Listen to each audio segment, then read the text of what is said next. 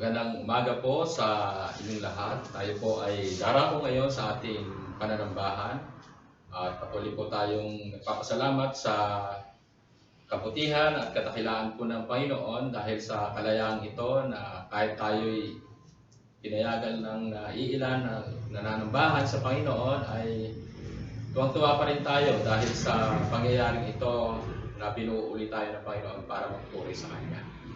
Kinalulugod po nating batiin ang lahat po ng ating mga kapatiran sa GBCM, ang God's Beloved Christian Ministries family na siyang patuloy na nakakasama natin sa ating iglesia. Salamat po sa lahat po ng mga nanonood at nakikinig at nakikipanambahan po sa ating pamilya sa GBCM.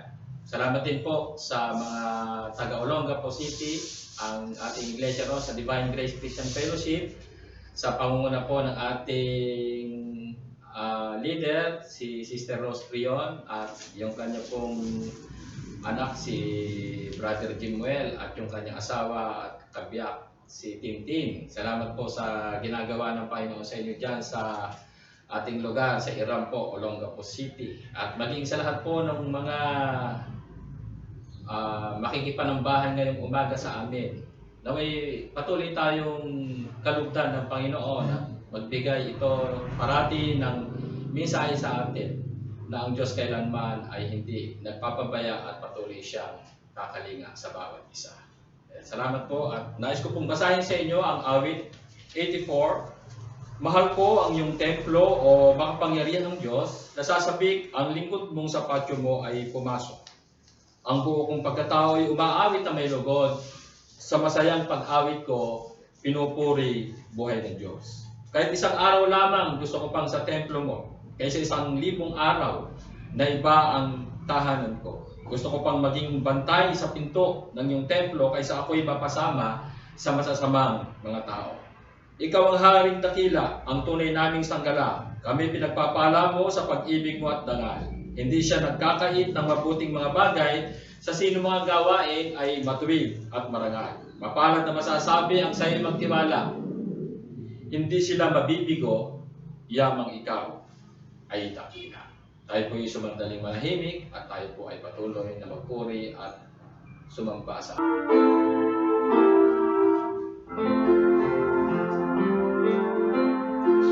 According to Luke 18 verse 27, and he said, the things which are impossible with men are possible with God. Tayo po ay umawit ng pagpupuri sa ating Panginoon.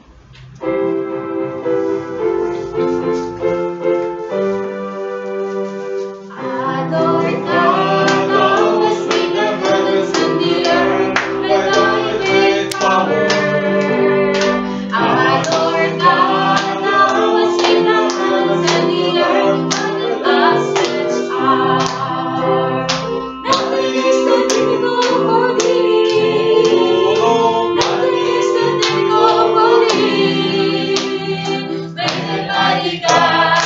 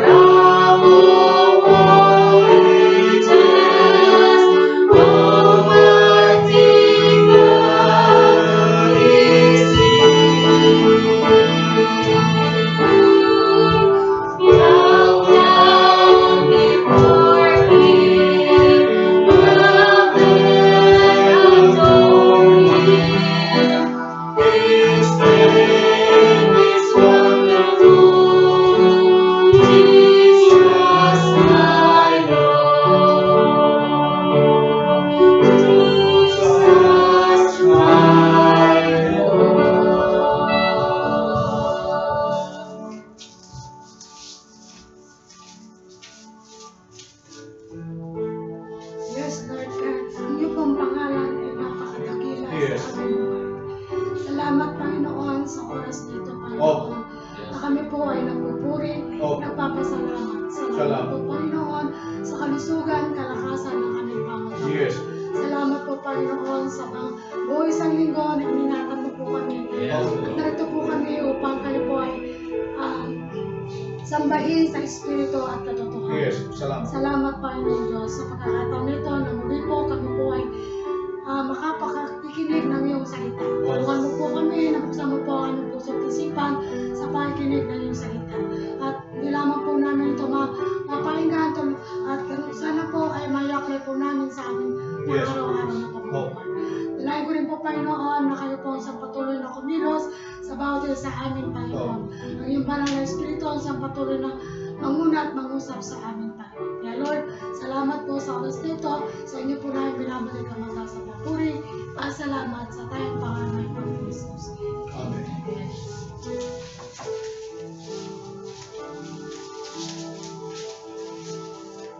Isang mapagpalang linggo po para sa ating lahat.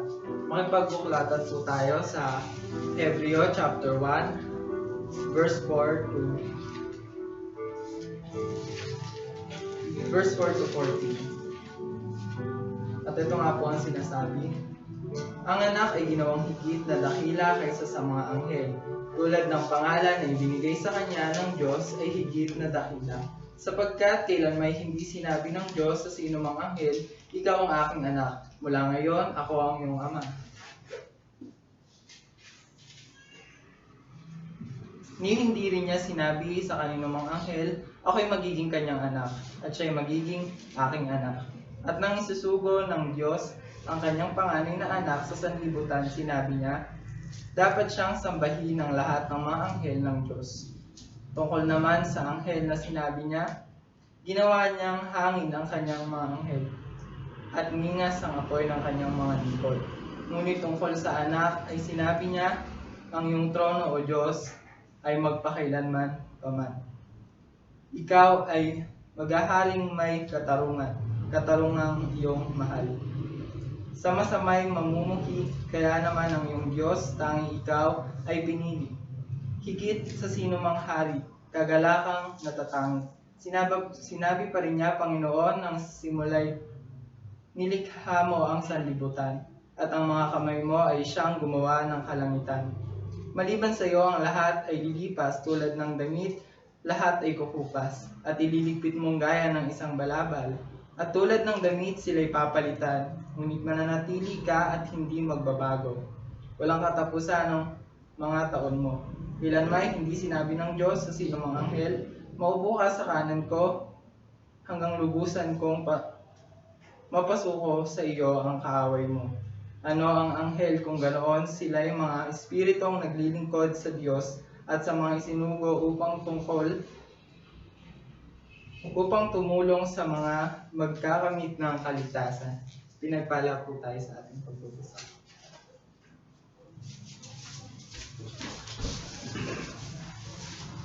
Maaari na po tayong upo. Magandang umaga po sa ating lahat. Sa ating pong mga kababayan, dito po sa ating probinsya ng Nueva Ecija, sa bayan ng San Jose, at lalo higit po sa ating mga kababayan sa buong Pilipinas, at sa mga kaibigan po natin sa buong mundo, isa pong magandang umaga sa ating lahat. Tayo po ay nagpupuri sa ating Panginoon dahil kahit na tayo po ay nasa ilalim ng COVID-19, no? Ay meron tayong katiyakan at pag-asa sa ating Diyos. Napag-aralan po natin sa Hebreo ang katiyakan at garantiya sa mga mananampalataya. Upang atin pong lubusang maunawaan ang dakilang sulat na ito ng apostol, ay dapat po natin alalahanin kung sino-sino ang kaniyang kinakausap, no? Na ginamit ng Banal na Espiritu upang may pahatid sa atin ang kaniyang mensahe. Una, ito po ay nagpapahayag ng confidence and assurance for the Christian. Pangalawa, ito rin po ay nagbibigay ng warning sa mga Hudyo na kumbinsido na sa kanilang kaisipan na tama ang pananampalatayang Kristiyano kaysa sa Hudaismo, upang tunay na tanggapin nila si Jesus sa kanilang mga puso at italaga ang kanilang buhay sa kaniyang ginawa lamang o mapapahamak dahil sa kanilang alamang walang pananampalataya. Pangatlo, kinakausap din po niya ang mga di sumasampalatayang Hudyo kung gaano kadakila si Jesus at higit na dakila sa lahat upang sila man ay sumampalataya ng tunay kay Jesus. Sa tatlong grupong ito, ang Hebreo ay isang kapahayagan tungkol sa Kristo, ang Mesiyas, ang pinagmula ng bagong tipan na mas lalong dakila ay sa lumang tipan. Hindi sinasabi na mali o masama ang lumang tipan, kundi pinapahayag nito na ang lumang tipan ay hindi kumpleto. Ito ay pasimula at pag-aantay lamang sa ipinangakong tagapagligtas. Ito ay mula sa Diyos, kapahayagan ng Diyos, at ito ay banal upang ihanda ang mas lalong dakilang bagong tipan. Ang lumang tipan ay ang progressive revelation of God. Ito ay binigay na paunti-unti kay Adan ang bagong pag-asa, kay Noe ang bagong pasimula na pinanggagalingan ng Mesiyas, kay Abraham ang bansang kanyang pagmumulan, kay David ang kahariang walang hanggan, kay Mikas ang kanyang bayan sa silangan, kay Daniel ang panahon ng kanyang kapanganakan, at kay Malakias ang tinig mula sa ilang na maghahanda sa kanyang daraanan. Ang bawat bahagi ng kapahayagan ng Diyos ay tiyak at totoo, at ang bawat isa ay katugtong ng isa't isa, at halos lahat ay tumutukoy sa Mesiyas, sa Kristo, at ang lahat ng ito ay nabuo at naging kompleto sa katauhan ng ating Panginoong Jesucristo. In Him, the revelation of God was full and complete. At yamang kapahayagan ng Diyos ay kompleto na. Ang dagdagan ng bagong tipan ay isang malaking kasalanan. At sa ating napag-aralan last week, God has in these last days finalized His revelation in His Son. It was finished.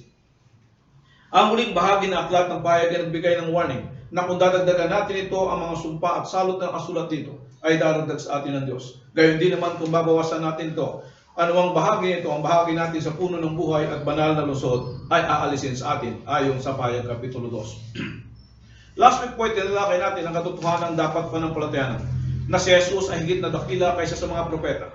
Siya ay higit na dakila kaysa anumang pahayag sa lumang tipan, dahil siya ang tinutukoy, kabuuan at katuparan nito, dahil kay Kristo ang lubos na kapahayagan ng Diyos.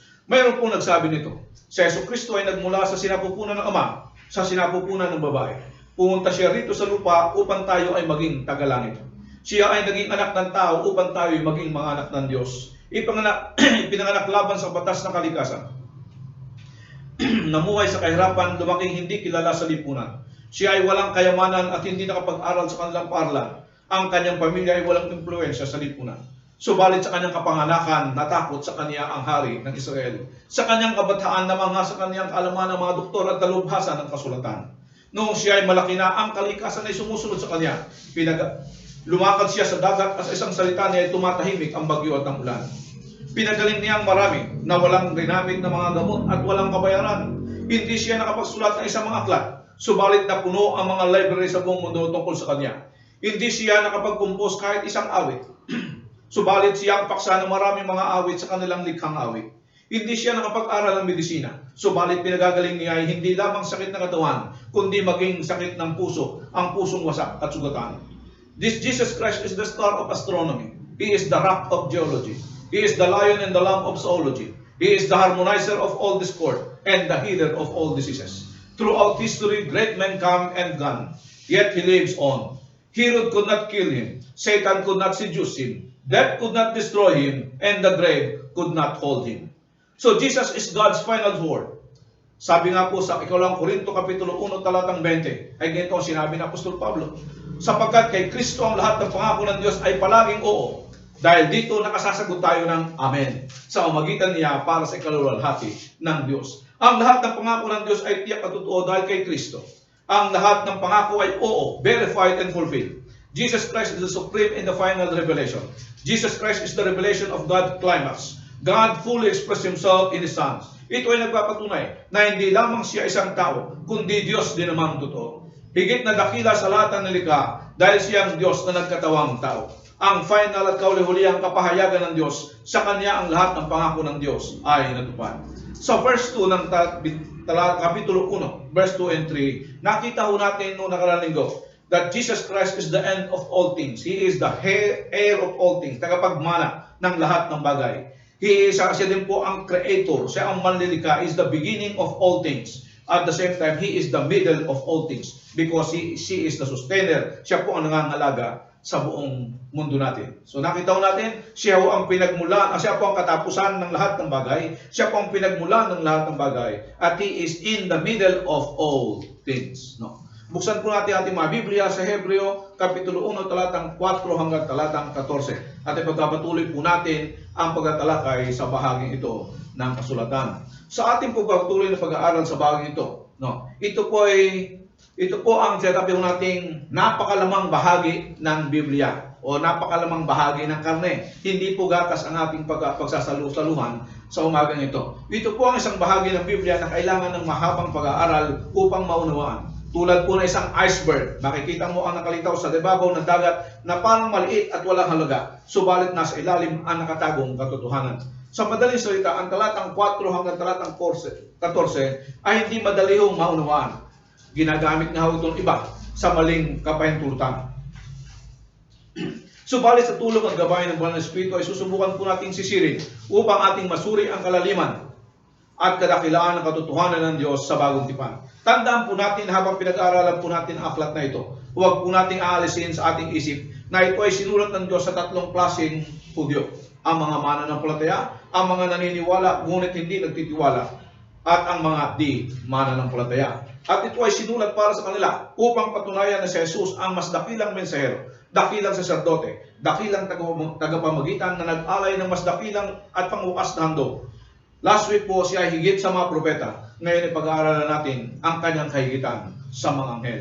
The supremacy of Christ over the angels. The supremacy of Christ over the angels.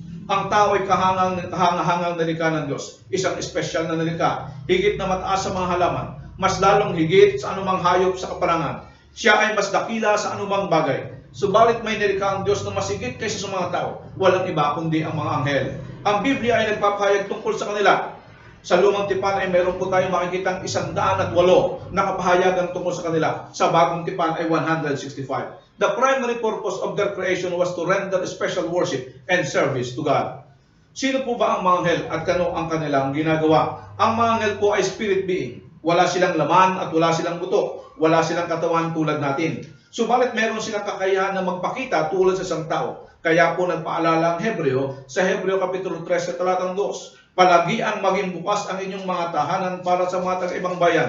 Mailang taon noon na nakapagpatuloy ng mga anghel, lingid sa kanilang kaalaman. Sila din po ay pwedeng makita sa ibang kaadiwan tulad ng nabanggit sa Mateo 28, talatang 3 hanggang 4. Ganito po ang sinasabi. Ang kaniyang mukha ay nakasisilaw na parang kidlat at puting-puti ang kanyang damit. Nanginig sa takot ang mga bantay na makita ang anghel at siya ay nabuwal na parang mga patay. Sila din po ay nagtataglay ng katalinuhan at emosyon. Kaya nga po sinasabi sa Lucas 15:10 na kapag mayroong isang mananampalataya, mayroon daw pong kagalakan. Sabi po dito, sinasabi ko sa inyo, gayon din ang kagalakan ng mga anghel ng Diyos dahil sa isang makasalanang tumalikod sa kanilang kasalanan. Pwede din po silang makipag-usap sa mga tao tulad na nasusulat sa iba't ibang bahagi ng Biblia. Sinabi ng Apostol Pablo sa Galacia Kapitulo 1, talatang 8, subalit kami, kahit kami o isang anghel mula sa langit ang nangaral sa inyo ng mabuting balita na iba sa ipinangaral namin sa inyo, parusahan nawa siya ng Diyos. Hindi sila pwedeng makapag-asawa at hindi rin pwedeng magkaanak. Ayon sa Mateo 22:29, sumagot si Jesus, maling-mali kayo. Palibasa hindi nyo naunawaan ang kautusan niyang kapangyarihan ng Diyos. Sa muling pagkabuhay, ang mga tao hindi na mag-asawa, sila ay magiging tulad ng anghel sa langit. Wala na pong nadaragdag pa sa mga anghel. No. God made them all at once, each with a unique identity.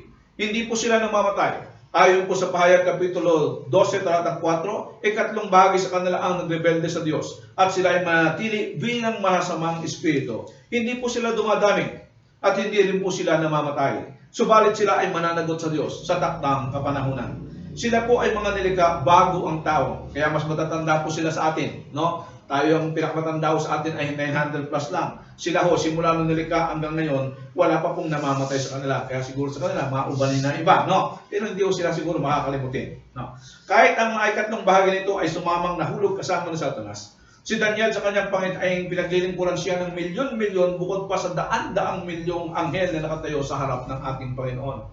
Sa pangit ay ni Juan habang siya ay nasa Patmos ay ganito ang ating mga basa sa Pahayag Kapitulo 5, talatang 11. Tumingin ako muli at narinig ko ang tinig ng milyon-milyon at libo-libong anghel. No? Hindi ko po alam bakit inuna muna yung milyon-milyon bago libo-libo. No? ng mga anghel. Sila ay nakapaligid sa trono sa apat na buhay na lang at sa matatandang pinuno. Sabi po ng isang rabi, no, kung gaano kadami daw po ang hibla ng damo sa buong mundo, ganun daw po karami ang mga anghel. Sila po ay organisadong hukbo ng kalangitan. The various ranks apparently have supervisory responsibility over thrones, dominions, principalities, powers, authorities, and such. Among the special classes of angels are cherubim, seraphim, and those described simply as living creatures.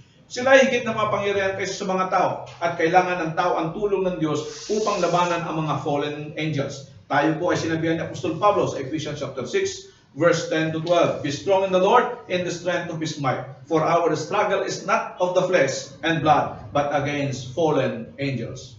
Angels can move and act with incredible speed. Sometimes they are pictured with wings, suggesting fast travels. Some angels have names like Michael, Gabriel, Lucifer. Michael is the head of the armies of heaven. Gabriel is called the Mighty One. Lucifer is the name of Satan before he fell. Sila po ay mga naglilingkod sa Diyos. Ginagawa ang anumang pinag-uutos sa kanila. Sila ay nanunood at minsan kabahagi sa mga dakilang gawain ng Diyos, maging sa pagliligtas at paghuhukom. Naglilingkod sila kay Jesus sa kanyang pagkatao. Sila din po ay naglilingkod na iingat sa iglesia ng Diyos. Ginagamit ng Diyos upang tugunin ang ating mga dalangin. Inililigtas tayo sa ating mga panganib, giving encouragement and protecting us as His children.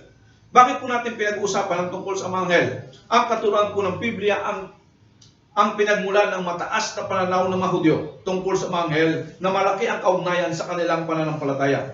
Tingnan po natin ang pananampalataya ng mga Hudyo tungkol sa mga anghel na nasulat sa kanilang Talmud. No. Maliban pa po sa Torah, mayroon po silang tinatawag na Talmud. Ito po yung mga iba't ibang katuruan na idinagdag nila doon sa kautusan ng ating na ibinigay ng Diyos kay Moises. Dahil po sa Talmudic writings and other popular rabbinical interpretation and ideas, ang mga Hudyo noong kapanahonang isinusulat ng aklat na ito ay may mga idinagdag sa mga iba't ibang katuruan sa katuruang ibinigay sa atin ng lumang tipan tungkol sa mga anghel. No. Kaya sa talatang ating mababasa, makikita natin na ang manunulat ay laban sa kanilang maling paniniwala tungkol sa mga anghel. Ano-ano po ba ang paniniwala ng mga Hudyo na sinasulungat dito ng sumulat po sa wikang sa mga taga-Hebreo? Una po, sila po ay naniniwala na mga anghel ay mahalaga sa lumang tipan. Sila ay pinahalagan bilang pinakamataas sa lahat ng mga nilalang next to God. Sila ay naniniwala na ang Diyos ay napapalibutan ng mga anghel at ginamit na instrumento upang dalhin ang kanyang salita sa mga tao upang may sakatuparan ng kanyang kalooban sa buong salibutan. Sila din po ay naniniwala na ang mga anghel ay tumatayong konseho ng Diyos o tagapayo ng Diyos at wala silang ginagawa na hindi muna kumukonsulta sa kanila. Tulad po ng sinabi niya sa Genesis chapter 1 verse 26. No. Alam niyo ba na yung sinabi ng Diyos na lalangin natin ang tao ayon sa ating wangis? Ang sabi po ng mga Hudyo, ang kausap daw po doon ng Diyos Ama ay walang iba kundi ang mga anghel. Kinukonsulta daw po muna ng ating Diyos ang mga anghel bago siya gumawa ng desisyon sa kanyang pangunguna dito sa buong mundo. Ito po ang paniniwala ng mga Hudyo. Sila din po ay naniniwala na mayroon 200 anghel ang nangangasiwa sa paggalaw ng mga bituin at isang espesyal na anghel ang nangangasiwa sa ating kalendaryo upang magpatuloy ang segundo, minuto, oras, araw, buwan at mga taon. Isa din pong kapangyarihang anghel ang nangangasiwa sa karagatan. Ang iba ay sa hamog, ulan, snow, hail, kulog at kidlat. Ang iba po ay warden ng hell and torturers of the damned. May mga anghel na nagsusulat ng bawat salita na binibigay sa mga tao. Pag nagsalita ka daw po, narinig naman isinusulat po nila yan para may record sa langit ang ating mga sinasabi. May anghel ng kamatayan. May guardian angel ang bawat isa. Bawat isang bata at bawat isang anak ng Diyos. Sila din ay naniniwala na ang lumang tipan ay binigay sa kanila sa magitan ng anghel. Kaya gayon na lamang ang kanilang pagdakila sa mga ito na pagkaminsan ay parang sinasamba na nila ito. Sila po ay naniniwala na ang mga anghel ay ang tagapamagitan ng tipan ng Diyos sa kanila upang patuloy silang bigyan ng pagpapalang sa Diyos nagmumula. Ito po ay tinitira. Sinabihan sila dito ni Esteban nung siya ay nagsermon sa mga Israelita. Ganito po ang pahayag ni Esteban sa Gawa Kapitulo 7, talatang 51. Napakatigas ng ulo ninyo, ang mga puso at tenga ninyo ay parang sa mga pagano. Kung ano ang ginagawa ng inyong mga ninuno, iyon din ang ginagawa ninyo ngayon. Lagi ninyong nilalabanan ng Espiritu Santo. Sinong propeta ang hindi inusig ng inyong mga ninuno? Pinatay nila ang mga nagpapahayag tungkol sa pagparito ng matuwid na lingkod na inyo ng mga pinagkanulo at pinapatay. Tumanggap kayo ng kautusang ibinigay ng Diyos sa magitan ng mga anghel, ngunit hindi naman ninyo ito sinusunod. Sa sulat ni Apostol Pablo sa mga taga-Galacia Kapitulo 3, talatang 19, ay ganito po ang ating mababasa. Galacia Kapitulo 3, talatang 19. Kung ganoon, ano ang silbi ng kautusan? Idinadagdag ito upang may pakita kung ano ang paglabag at may bisa ito hanggang sa dumating ang anak na pinangakuan. Ibinigay ang kautusan sa pamamagitan ng mga anghel sa tulong ng isang tagapamagitan. Ang lumang tipan o ang kautusan ay dumating sa mga tao at iniingatan sa pamamagitan ng mga anghel at ito ang alam ng mga Hudyo. Sa madaling salita, sa kaisipan ng mga Hudyo, ang mga anghel ay dakila at napakahalaga upang ang sumulat ng aklat na ito ay magtagumpay sa kanyang pagpapalakas sa mga nanghihinang mananampalataya, magpatanggap sa naniniwala kay Jesus sa kanilang kaisipan at makumbinsi ang mga di sumasampalataya sa Kanya. Kailangan niyang patunayan na si Jesus o ang mga anghel ay tagapamagitan sa kautusan. Si Jesus naman ang dakilang tagapamagitan at katuparan ng kautusan o ng bagong tipan. At higit sa lahat, dapat itong mapatunayan na sa magitan ng kautusan na sinasabing galing sa mga anghel ay mapatunayan na ito mismo ang kautusang ibinigay sa kanila ng mga anghel. Mismo ang nagsasabi o magtuturo na si Jesus ay dakila kahit pa sa mga dinadakila nilang mga anghel. At iyan po ang ating pag-aaralan sa umagang ito sa magitan ng talatang 4 hanggang talatang 14 haba ng introduksyon. At aalamin ho natin kung paano pinatunayan ng manunulat na si Jesus ay mas dakila kaysa kanino pang mga anghel. Ang Kapitulo 1 po, talatang 4 hanggang 14 ay nagtataglay ng 7 talata mula sa lumang tipan. Kaya kung makikita nyo sa inyong mga Bible, may parang mga quotation ho lahat yan. 7 talata po ang kinuha nila mula sa lumang tipan upang patunayan na ang Biblia mismong hawak nila ang nagsasabi at nagpapakilala tungkol sa ating Panginoon Kristo. At upang ang mga tagapakinig ay hindi makatugon sa Kanya na hindi namin paniniwalaan ng iyong sinasabi. Ang ginagamit niyang pinagkunan ng mga talatang ito ay mula sa sipi ng pinaniniwalaan nilang Biblia, mula sa Greek translation of the Old Testament, the Septuagint, na parang sinasabi ng manunulat, buksan ninyo ang inyong aklat ng kautusan at ito mismo ang magtuturo sa inyo patungo kay Kristo. Bago po natin talakayin ang argumento ng manunulat, nais ko lang pong bigyan pansin na ang talatang 4, kung sa Kapitulo 1 po ay makapasin nyo ay ginagamit ang ibang reliyon at mga hidwang pananampalataya upang pabulaanan ang pagiging Diyos ni Kristo. Base po sa King James translation natin sa English, ang ginamit ay being made. At ito din po ang naging basihan ng translation natin sa Tagalog, na sinasabi natin sa Tagalog, ang anak ay ginawang higit na dakila kaysa mga anghel. Tulad po ng pangalan na ibinigay sa kanya ng Diyos ay higit na dakila, na ang ibig sabihin si Kristo ay ano daw po? Sinasabi po ng iba, si Kristo ay nilikha lamang o ginawa lamang, kaya hindi siya pwedeng maging Diyos. Ang iba naman nagsasabi, si Kristo ay mas mababang Diyos sa kanyang Ama dahil siya ay ginawa lamang na mas dakila. At patutunayan po natin na mali ang kanilang pagkaunawa sa talatang ating nabanggit. Kung babasahin po natin ito galing po sa original, sa Greek na siyang original na salin ng Biblia, ang salitang ginamit ay sinali na being made o ginawa ay ginaway. Ang kahulugan po ay to become o maging, na siyang ginagamit ngayon ng mga modern translation, na ang maliwanag na kahulugan ay si Jesus na naging higit na dakila kaysa sa mga anghel sa kanyang pagkabuhay na muli tulad ng kanyang dating kalagayan bago siya naging tao. Ito din po ay nangangahulugan na may panahon na siya ay naging mas mababa pa kaysa mga anghel. Ayon po sa pahayag Hebreo Kapitulo 2 talatang 9. Sabi dito ng sumulat, subalit alam natin si Jesus kahit na kaunting panahon ay ginawang mas mababa kaysa sa mga anghel, ay binigyan ng karangalan at kalulatian dahil sa pagdurusa niya sa kamatayan. Sa mga talatang ito ay patutunayan ng manunulat na si Jesus ay mas dakila sa mga anghel sa 5 kadahilanan gamit ang mga talatang kanilang pinananampalatayanan. Una po, si Jesus ay higit na dakila sa kanyang pangalan. Verse 4 and 5. Si Jesus ay higit na dakila sa kanilang pagsamba. Si Jesus ay higit na dakila sa kanyang kalikasan. Si Jesus ay higit na dakila sa kanyang pananatili. At si Jesus ay higit na dakila sa kanyang kapalaran. Ito po ang 5 puntos na ating pag-aaralan sa patnubay ng Espiritu Santo. Subalit hindi siguro natin po na matatapos ito, ang 5 puntos na to, abutin ho tayo hanggang mamayang gabi. Malibang sabihin nyo sa akin na okay lang, wala naman kayong lakad. Una po, siya higit na dakila sa mga anghel dahil sa kanyang pangalan. Ang sabi po sa talatang 4 ng Hebreo Kapitulo 1, ang anak ay ginawang higit na dakila kaysa sa mga anghel. Tulad ng pangalan ay binigay sa kanya ng Diyos ay higit na dakila. Sapagkat kailan may hindi sinabi ng Diyos sa sino mang anghel, ikaw ang aking anak, mula ngayon ako na ang iyong ama. Ni hindi rin niya sinabi sa kanino mang anghel, ako'y magiging kanyang ama at siya ay magiging aking anak. Yung talata pong ito, sa talatang 5 ay kinuha niya sa 2 talata. Si Jesus ay higit na dakila kaysa mga anghel dahil sa pangalan na ibinigay sa kanya ng Diyos.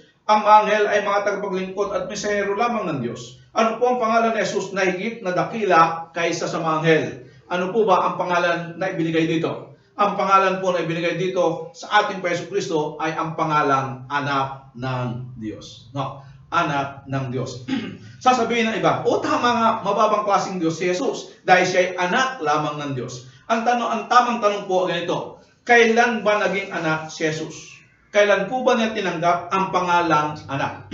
Siya po ba nung umpisa pa lamang ng Genesis o bago pa lang ang dinikha ang mundo, siya po ba ay anak na? Yun po ang liliwanagin natin ayon po sa Biblia. Noong si Jesus po ay naparito sa lupa, siya po ay pumunta dito bilang alipin o tagapaglingkod. At the same time, ginamit niya ang title o pangalan na anak. Sa kultura po natin, nagbibigay po tayo ng pangalan na karaniwan walang kinalaman sa kanilang pagkatao o personalidad. Sa Biblia, ginagamit ng Diyos ang pangalan na may kaugnayan sa kanilang personalidad at pagkatao. Halimbawa po, si Jacob. Ang ibig sabihin ni Jacob ay mandaraya. Si Israel, pinalitan siya ng Israel dahil siya ay nakipaglaban sa Diyos at siya ay nagtagumpay. Ang Diyos po ay gumagamit ng iba't ibang pangalan upang ipakita ang kanyang katangian. Balikan po natin ang ating teksto. Saan po ba kinuha ng manunulat ang talatang ginamit?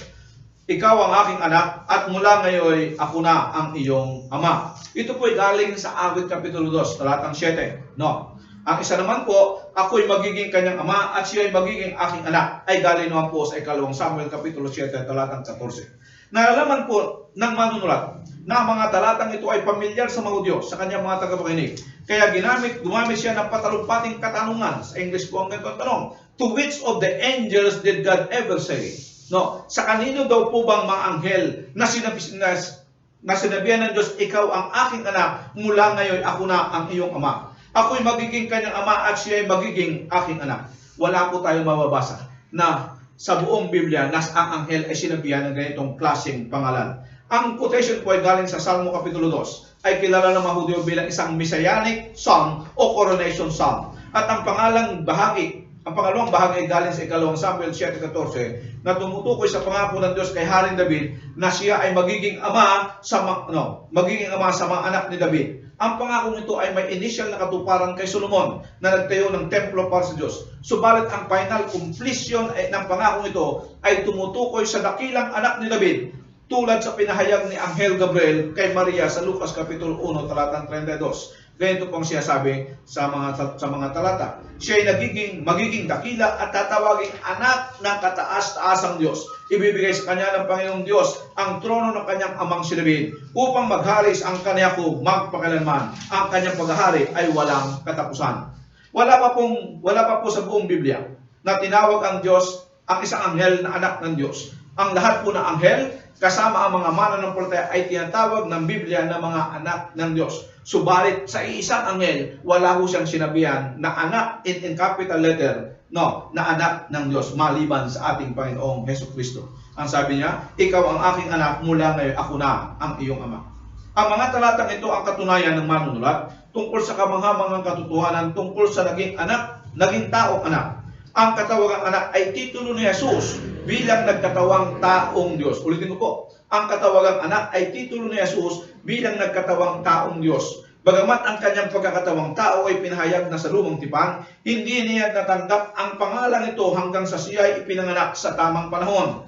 Bago ang kanyang pagkakatawang tao, siya ay ang eternal na Diyos, kasama ng Diyos, kausap ng Diyos na lalangin ng tao, at hindi ang mga anghel ang kanyang kausap. Ang pangalang anak or son ay nagkakaroon lamang na katuparan nang siya ay pinanganak dito sa lupa.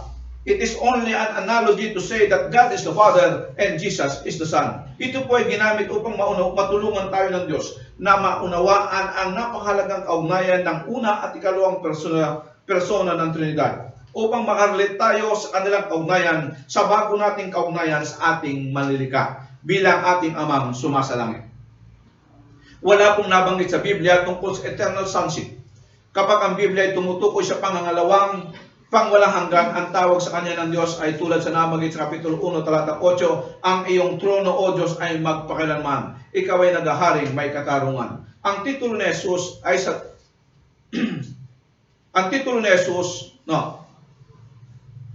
Diyos tungkol sa pagkakatawang tao ay anak. Ang malaking katanungan ay kailan niya natanggap ang pangalan higit sa lahat ng pangalan, ang pagiging anak ng Diyos. Sabihin na po natin na marami nagkakamali sa pagkaunawa sa pangalan ito. Marami na kumatok sa ating pinto na nagsabi, dahil si Jesus ay anak ng Diyos, siya ay mas mababa sa Ama, siya ay anak lamang, kaya hindi natin siya pwedeng ipantay sa Ama. Tandaan po natin na hindi po siya tinawag ng Diyos na anak bago sa kanyang pagkakatawang tao. Nung wala pa po si Kristo dito, hindi po ang title niya, hindi pa po anak ng Diyos. No.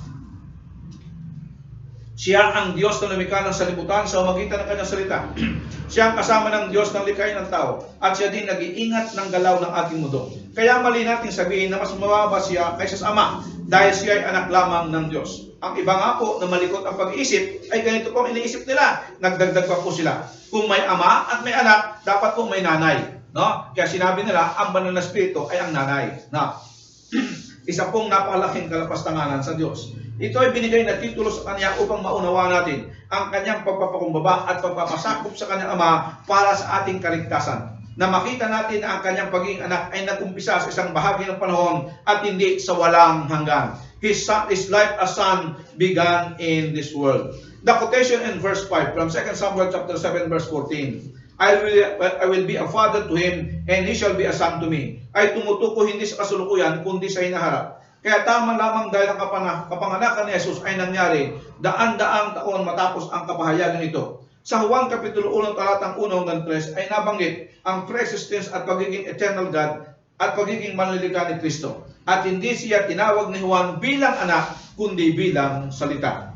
Matapos ang ilang talata ay ganito ang ating mababasa. Sa talatang 14 ng Juan 1, ang salita ay naging tao at nanirahan sa piling natin. Hindi siya pinatutungkulan ni Juan bilang anak hanggang hindi siya naging tao. Kaya mali kapag sinabi natin katulad ng pangkaraniwang kaisipan ng tao na mas mababa ang anak kaysa Ama o sabihin si Jesus ay hindi Diyos. Sa katanungan, kailan siya naging anak? Mayroon pong dalawang pinakamahalagang okasyon ng pagiging anak na Yesu Kristo. Ang una po, ang kapanganakan at ang pangalawa ay ang pagkabuhay na maguli.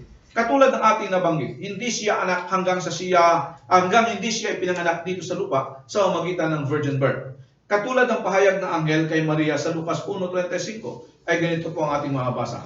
Sumagot ang anghel, sasayo ang Espiritu Santo at mapapasailalim ka sa kapangyarihan ng kataas-asang Diyos. Dahil dito ang isisilang mo ay banal at tatawaging anak ng Diyos. Mapapasin po natin na kahit noong oras na ipinahayag na siya ay panganganak, 9 months before, ang kanyang pagiging anak is still in the future. Siya ay tatawaging anak ng Diyos. Hindi po sinabing siya ay anak ng Diyos. Ang sinabi po, siya ay tatawaging anak ng Diyos. Sa talatang 32, siya ay magiging dakila at tatawaging anak ng kataas-taasang Diyos. Pasino natin ang paggagamit ito ay sinabi ng anghel, siya ay tatawaging, bagamat malapit nang ipanganak si Jesus, 9 months pagkatapos mong dineklara ito, ay panganganak po ang ating Panginoong Jesucristo. Maghahari siya sa angkan ni Jacob magpakalanman at ang kanyang paghahari ay walang katapusan. Ang sabi siya ay tatawaging anak ng kataas-asang Diyos. Kaya ang kanyang pangalan anak ng Diyos ay mula lamang sa pagiging tao at hindi sa eternity past. Ito ay pinatunayan mismo ng Diyos at ng kanyang salita sa panahon ng kanyang bautismo. Sa Lucas Kapitulo 3, talatang 22, ay ganito po ang sinabi ng Diyos Ama. At bumaba sa kanyang Espiritu Santo sa anyong kalapati. Isang tinig mula sa langit na nagsabi, Ikaw ang minamahal kong anak, lubos kitang kinalulugdan. Matapos siyang maging tao, ang pahayag ng Diyos ay ikaw ang pinakamamahal kong anak. Sa English po, this is my beloved son. Is indicate the present status of Jesus Christ as son. Pangalawa, ang anak sa kanyang pagkabuhay na muli. His sonship came to full bloom in His resurrection. Ang kanyang pagiging anak ay nagkaroon ng lubusang kaganapan sa kanyang muling pagkabuhay. Hindi siya naging anak dahil lamang sa siya ay pinanganak bilang tao hanggang sa kanyang kamatayan, kundi siya ay pinanganak na muli mula sa mga patay. Upang bigyang larawan ang ating karanasan sa pagiging anak ng Diyos, siya ay pinanganak hindi lamang ng isang beses, kundi 2 beses. Ang katuruan ito ay binanggit ni Apostol Pablo sa kanyang sulat sa mga taga-Roma, Kapitulo 1, talatang 3 at 4. Ito po ang ating mababasa. Sa Roma Kapitulo 1, talatang 3 at 4. Ay tungkol sa kanyang anak. Ang Ebanghelyo ay tungkol sa kanyang anak. Ang ating Panginoon Jesucristo. Tungkol sa kanyang pagiging tao. Siya ay pinanganak mula sa lahi ni David. Subalit tungkol sa kanyang pagka-Diyos, pinatunayan ng banal na Espiritu na siya ay anak ng Diyos sa pamamagitan ng isang makapangyarihang gawa ang kanyang muling pagkabuhay. Siya ay naging anak sa kanyang kapanganakan at siya ay ipinahayag bilang anak. Pasiyo natin ha, magkaiba ho yun. Siya ay naging anak sa pamamagitan ng kanyang kamatayan at siya ay ipinahayag ng Diyos bilang anak sa kanyang muling pagkabuhay. Ang kabuuan ng kanyang pagiging anak sa dalawang ulit na kapanganakan. Para din po tayo, mayroong dalawang klaseng kapanganakan. Siya ay anak sa kanyang kapanganakan at ipinahayag na anak sa kanyang pagkabuhay na muli. Ito po ang titulo ni Jesus bilang tao at Diyos, at huwag po tayong madadala sa mga katuruan na nagsasabing siya ay mababang Diyos o hindi tunay na Diyos. Siya po ay naging anak para sa atin.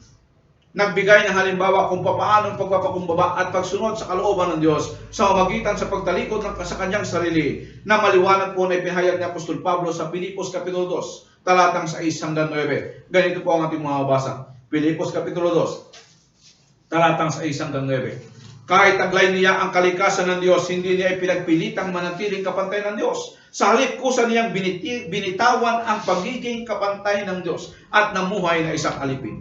Ipinanganak siya bilang tao, at nang siya ay maging tao, nagpakumbaba siya at naging masunurin hanggang kamatayan, maging ito man ay kamatayan sa krus. Dahil dito, siya ay lubusang itinaas ng Diyos at binigyan ng pangalang higit sa lahat ng pangalan. No?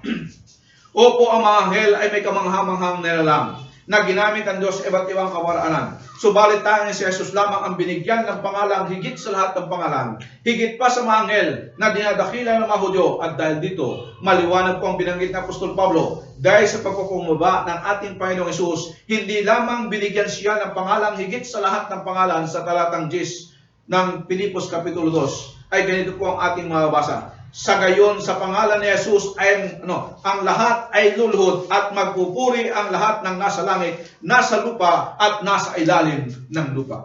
Hindi lamang siya ay tumanggap ng pangalan higit sa lahat ng pangalan, kundi siya rin po ay karapat-dapat sa pinakamataas na uri ng pagsamba. Siya ay higit na dakila dahil siya ay sinasamba. Ito po ang ating ikadalawang puntos. No. Sa talatang 6 po ay ganito po ang ating mga basa.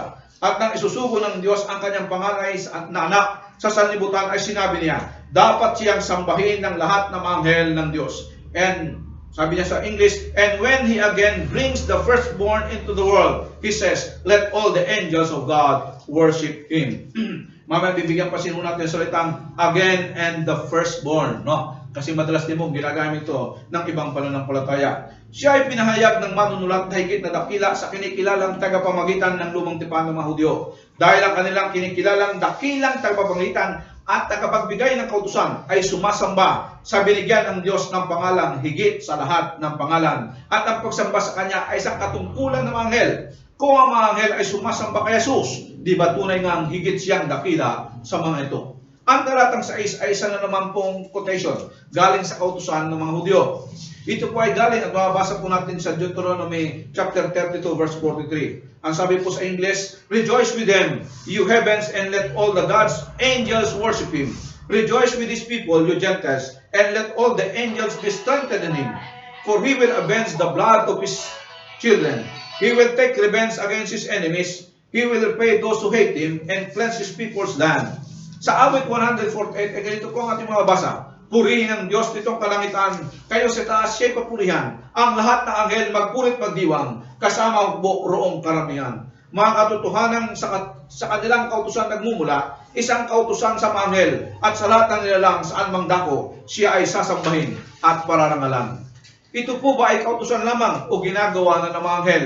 Sa pangitain ni Daniel ay ganito po ang ating mga basa. Habang ako'y nakatingin, mayroong naglagay ng mga trono. Naupo sa isa sa mga ito ang nabubuhay magpakailanman. Ang nabubuhay po magpakailanman ay walang iba kundi ang ating Panginoong Jesucristo. Puting-puti ang kanyang kasuotan at gayon din ang kanyang buhok. Ang trono niya ay naglalagablab at ang gulong nito ay nagliliyab. Parang bukal ng apoy na dumadaloy mula sa kanya. Pinaglilingkuran siya ng milyon-milyon bukod pa sa daan-daang milyong anghel na nakatayo sa harapan niya.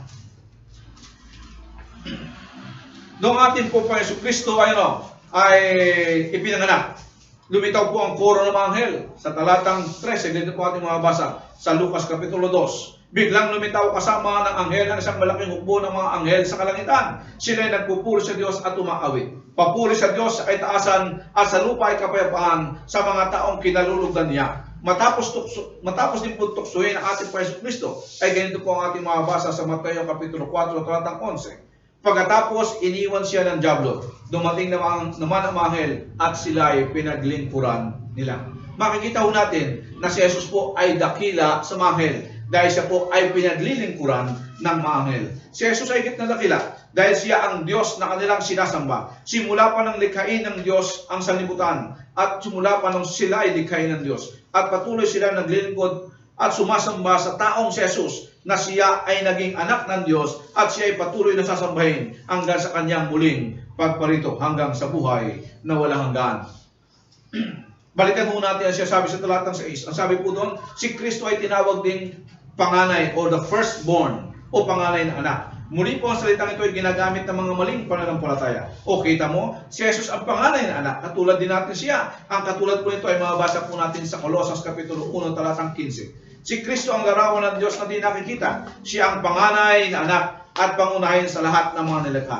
Ang gamit po ng salitang firstborn ay prototokos. No? Prototokos. Medyo nakaka-ano lang, no? Sa Greek po ay prototokos. Wala pong kinalaman ito doon sa panganay o pangalawang anak, no? Ito po ang ibig sabihin po ng prototokos is position, no? It is not a description but a title. Means the chief one.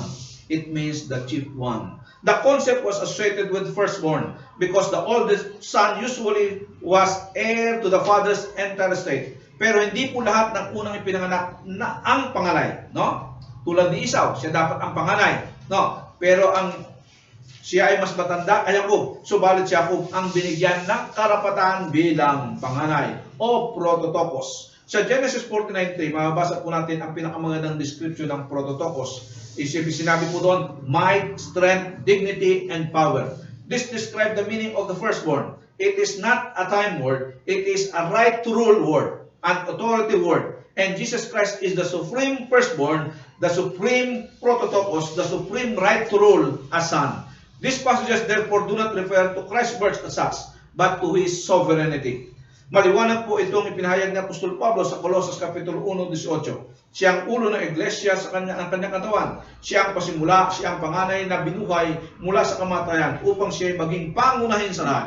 Si Jesus ang panganay mula sa mga nabuhay sa mga patay. Sasabihin na naman, di ba may nabuhay na maguli bago si Jesus? Ang mga Old Testament says ay nabuhay din noong si Jesus ay muling nabuhay.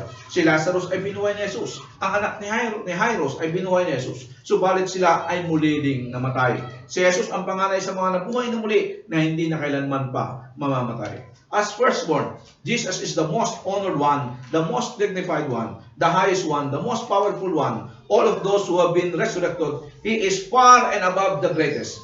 No, balikan po natin siya sabi sa talatang 6. May ginamit po sa English na ito, yung salitang again, no? Sabi po sa talata natin kanina, and God the Father will send again His firstborn, no? Sa pagsisiyasat po sa iba't ibang translation, ang salitang again ay ang muling pagparito ng kanyang panganay na anak, na kung saan ang pagsamba sa anak ay magkakaroon ng kalubusan. Kailan po ba ito mangyayari? Sigurado po hindi ito nangyari nung unang beses siyang pumunta. It is only at the second coming that the fullness of the prophecy, let all the angels of God worship Him, will come to pass.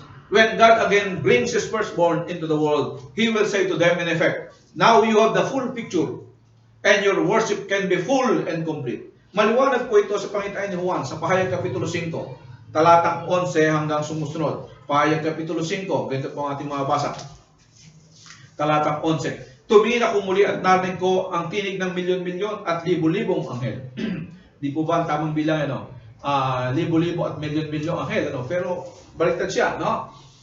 Pinapakita lang nito ang napakaraming anghel. Sila ay nakapaligid sa trono, sa apat na buhay na nila at sa matatandang pinuno. Umaawit sila ng malakas. Ang korderong pinatay ay karapat dapat tumanggap ng kapangyarihan, kayamanan, karunungan, kalakasan, kalulatian, papuri at paggalang. At narinig kong umaawit ang bawat nilalang na nasa langit, nasa lupa, nasa ilalim ng lupa at nasa dagat, lahat ng mga naroon sa nakaupo sa trono at sa kordero, ang papuri at karangalan, kalulatian at kapangyarihan magpakailanman. At sumagot ang apat na nilalang na buhay, Amen. At nagpatira pa ang matatandang pinuno at nagsisamba. Makikita natin dito na ang pagsamba ang pagsamba ng mga anghel. Si Jesus ay naghahanda na sa kanyang muling pagparito sa lupa. Sa talatang 1 ng Kapitulo 5 pa rin po, ng pahayag, ganito po ang ating mga basa. Ang Ama ay may hawak na kasulatan. At isang anghel ay nagtatanong, sino ang karapat-dapat na magbukas ng kasulatan? Si Juan po ay tumatangis dahil walang makitang karapat-dapat sa langit at sa lupa. Siya ay pinatahimik ng isang matanda at kanyang sinabi, ngunit sinabi sa akin isa sa matatandang pinuno, mga matatanda, huwag kang umiyak. Tingnan mo, ang leyon mula sa lipi ni Huda, ang anak ni David ay nagtagumpay at may karapatang mag-alis sa 7 selyo at magbukas ng kasulatang nakabalunbon. Ito po ang pag-uumpisa, ang tinatawag po natin paghihirap na maranasan po natin, maranasan ng mga tao din sa mundo. Jesus Christ, the Lamb, then takes the scroll. As he is about to unroll the judgment and take possession of the earth, the angel says, it is all clear now, and countless millions of them from all over heaven burst forth in praise, joined by all creatures of the universe, and every created thing which is in heaven and on earth and under the earth and in the sea, and all the things in them, I heard saying, to him who sits on the throne and to the Lamb be blessing and honor and glory and dominion forever and forever. And the 4 living creatures kept saying, Amen, Amen, and Amen. And the elders fell down and worshipped. This speaks of his second coming, where he will be revealed in his full glory as Son, or Prototokos, the firstborn. The angels finally will see it all then as they see him come as King of Kings and Lord of Lords. Dalawang bagay ang binigyan pansin natin sa bagay ito. Si Jesus ay higit na dakila sa mga anghel dahil siya ay binigyan ng pangalan higit sa lahat ng pangalan. Ang pangalang ang panganay na anak ng Diyos, na kailanmay walang anghel na binigyan ng ganong klaseng karangalan. Pangalawa, dahil dito lahat ng tuhod ay luluhod. Maliban lang ho kung wala kayong tuhod. No. Ang sabi ng Biblia, ang lahat ng tuhod ay luluhod. No. Lahat ng nilalang kahit sa mga anghel ay magbibigay at magbibigay ng tama at karapat-dapat na pagsamba sa kordero ng Diyos na muling babalik upang hatulan ang sanlibutan at iligtas ang mga naghihintay sa Kanya. Ang tanong, nakahanda ka na ba, kapatid? Sa atin po pagsasabuhay, meron po tayong ilang bagay na bibigyan pansin.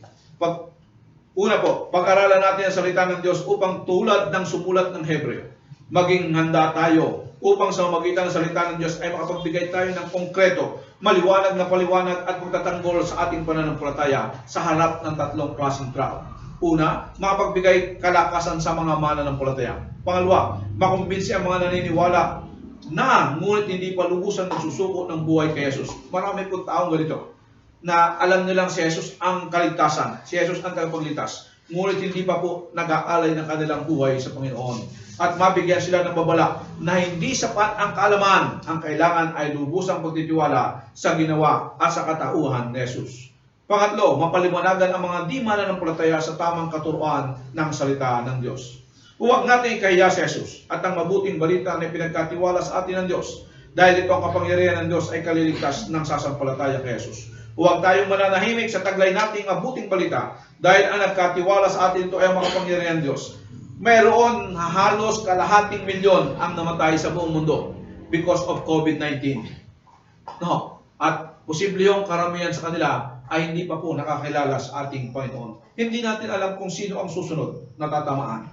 Ibahagi natin ang pag-asa nating taglay sa ating mga kamag-anak, kaibigan, kakilala habang hindi pa po sila tinatamaan ng sakit na ito.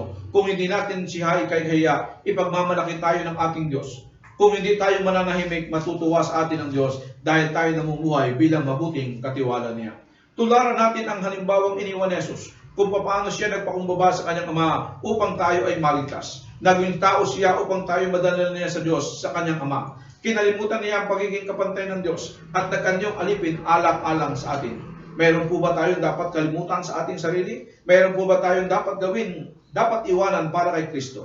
Meron po ba tayong dapat alisin upang ipakita ang Diyos sa ating buhay? Kung gayon, ngayon na po ang tamang panahon upang bigyan ng kaluguran ng ating Ama at ang anak ng Diyos na ating Panginoon. Ang ating Panginoon ay muling babalik upang ang kanyang mga tapat na lingkod ay makasama niya sa buhay ng walang hanggan. Nakahanda ka na ba, kapatid? Tiyakin natin ang ating sarili kung ang ating buhay ay nagpapakita ng mga bunga ng tunay na kaligtasan dahil ang Diyos ay di nagbibiro sa muli niyang pagbabalik ay hindi upang mamatay kundi upang hatulan ang sanlibutan. Mag-ingat tayo na mawala ng kabuluhan ng ating pananampalataya, katulad po ng paalala ng sumulat ng Hebreo. Mamuhay tayo in anticipation of His coming. Ang ating Panginoon ay higit na dakila sa mga anghel at lalo higit na dakila sa atin. Siya ay sinasamba ng mga anghel, tayo din po ay dapat mag-alay ng karapat-dapat na pagsamba natin sa Kanya. Sabi natin last time, no, ang GBCM ay makikilala sa, ano yun? Ano nga, pakibasa nga po natin? Parang hindi ata natin makabasa. Pakibasa natin malakas. Love-filled worship. Yan. Dahil ito po ang ating tungkulin, we have a wonderful Savior.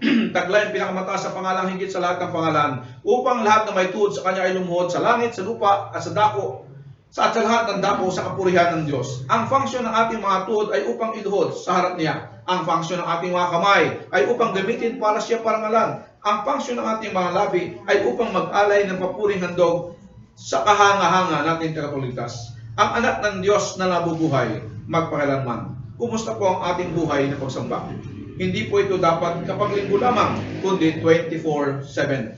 Ang bawat araw, oras, ginagawa ay gawain para sa Diyos. Kaya nga ang bilin ng Apostol Pablo, maging kayo ay kumakain, umiinom, gawin ninyo para sa kaluguran ng Panginoon. Kumusta po ang ating paghuhugas ng plato? Ginagawa po ba natin to para sa kapurihan ng Diyos? Ang ating paglilinis ng bahay, masaya po ba tayo dahil naglilingkod tayo sa Diyos? Ang ating paglalawa, no? Ginagawa po ba natin para sa karangalan ng Diyos? Ang ating pagtatrabaho, ang ating paggamit ng mga gadget, ikinalulugod po kaya ng Diyos? Nagagawa po ba natin ito para bigyang kaluguran ng Diyos? Alam niyo po ba ang paglalabang Kristiyano ay karaniwan dito po nagaganap sa pang-araw-araw po nating gawain. Hindi po sa pagsamba, no? Sa akin po, nagaganap ito sa panahon ako nagdadrive. No, minsan napapalaban tayo ng kung ano sa pagdadrive. No, maraming aksidente sa kalsada. No, dito po nag-uumpisa ang tinatawag natin paglalabang Kristiyano. Kaya sana po tayo maging conscious na lagi nating taglay ang baluting galing sa Diyos kahit ano ang ating ginagawa sa ikararangal ng ating Panginoon. Higit po sa lahat, mag-alay tayo ng karapat-dapat na handog para sa karangalan ng ating Panginoon. Siya ang katas-asang Diyos, ang ating Panginoon. Higit na dakila sa mga anghel, binigyan ng pangalang higit sa lahat ng pangalan, at sinasamba ng mga anghel.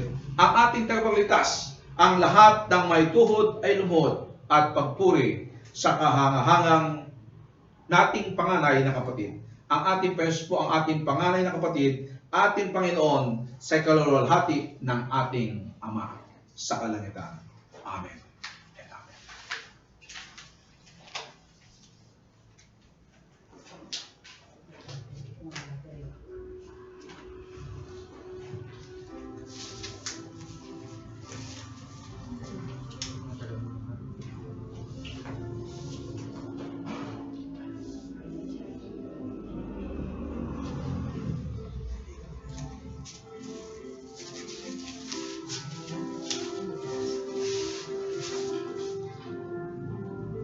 Mayo po tayong lahat at tayo po ay nanalangin.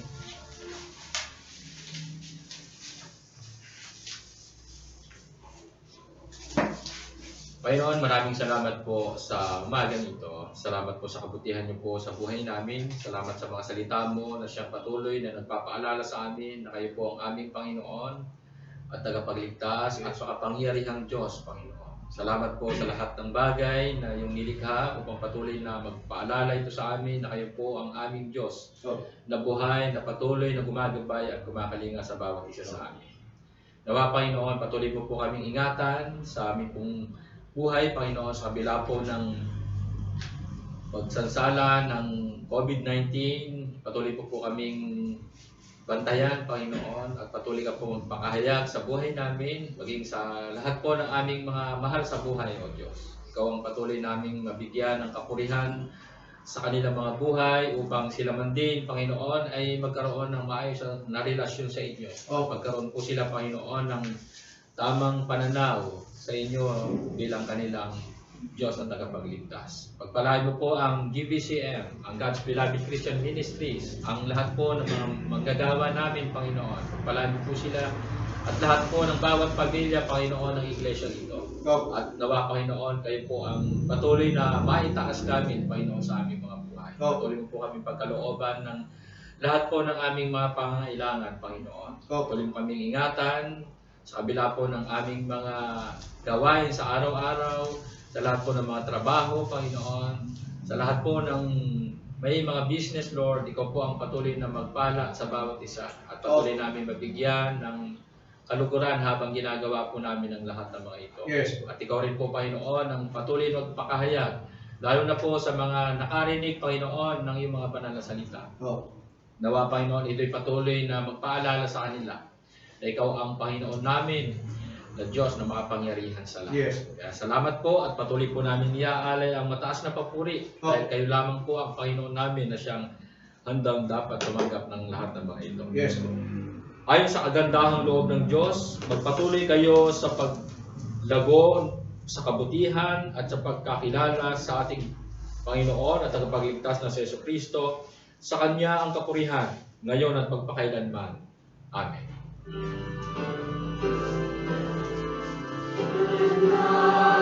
May the grace of our Lord Jesus Christ, fresh as the morning, sweet as the dew, rest and abide upon you always.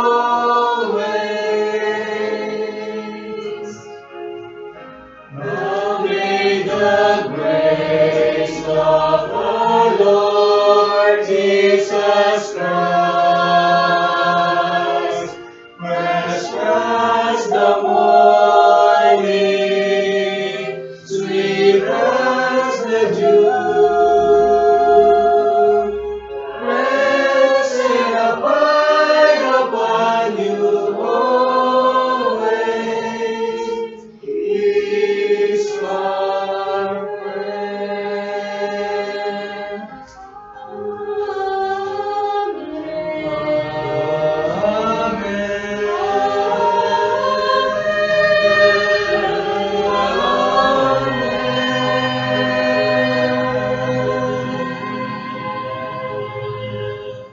Magandang umaga po sa inyong lahat at tapos na po tayo sa ating gawain. Magpalain po tayo.